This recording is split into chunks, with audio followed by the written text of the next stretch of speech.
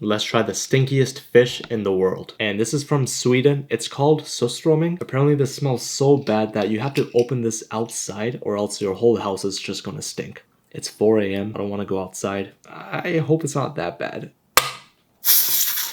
Oh, I don't know why it's fizzing. It honestly smells like a porta potty. Oh yeah, and this also cost me 80 bucks. I'm not even exaggerating. I feel like if I were to cough, I would throw up. I'm trying not to cough. If you didn't flush your toilet for a few days, I'm assuming this is what it's gonna smell like. I don't know why it smells so bad. I don't know why it's slimy.